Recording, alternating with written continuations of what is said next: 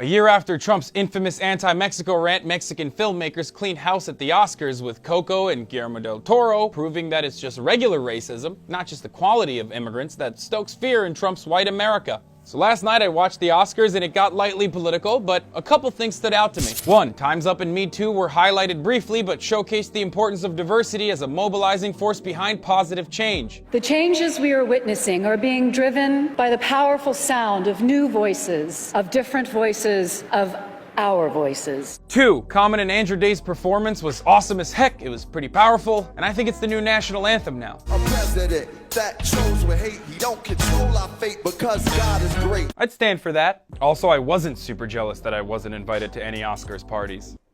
Help me get there next year by following me on Instagram at Asandi Piker. Moving back to the story. 3. Kumail and Lupita gave shoutouts to the Dreamers, which is more than the Democratic Party has done for them. To all the dreamers out there, we stand with you. And speaking of standing with the Dreamers, Mexicans.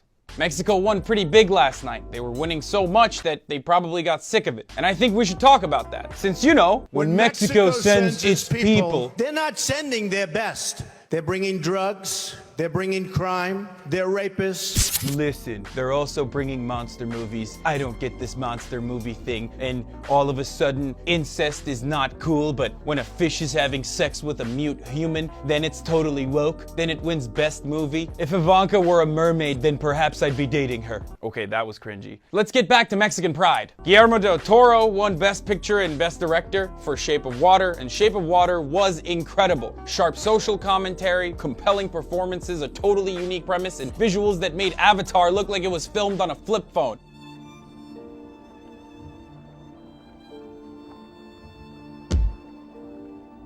This movie had everything. And just look at what a lovable guy Del Toro is. I am an immigrant.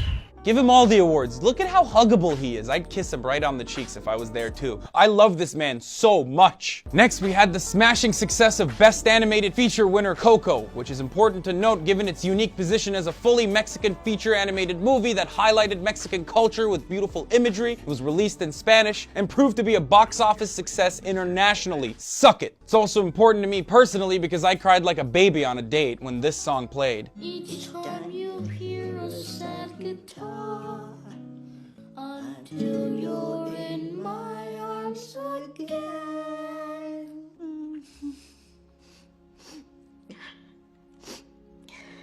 I'm man enough to admit I'm in touch with my feelings. Whatever. Coco deserved those awards, and a lot of new Latin animated movies will be greenlit because of it. I also learned a lot about Dia de los Muertos, which is the point of inclusion and diversity in movies. Maybe there'll even be a Turkish movie one day, starring me, a Turkish guy. But all of this is very weird considering that Mexico isn't sending its best, according to this wise guy, because it seems to me like they're just doing fine. So maybe this idea that Mexicans aren't sending their best isn't actually about talent at all. It actually isn't even about illegal immigration at all. Maybe it's about the fact that Mexicans are coming in and clearing out award shows, because according to white America, They're taking your jobs and you better be careful. which has also been proven false, by the way, and very easily, I might add. These are 10 states with the highest percentage of undocumented immigrants, and a Harvard study found that the rate of unemployment in 7 out of these 10 states is either the same or lower than the federal level. So next time you hear someone making a big stink about that fact, share this video with them. So overall, the Oscars was great. There's a little bit of politics, there was a little bit of pandering. I give it a 7 out of 10. Surprising that we still can't find a female host for it though. I'm Hassan Piker. If you like this video, please share it with your friends. Please don't forget to leave your thoughts in the comments section below. And please don't forget to follow me on my Instagram at Hassan D. Piker, my YouTube at Hassan Piker, and on Twitter at Hassan the Hun. And this has been The Breakdown.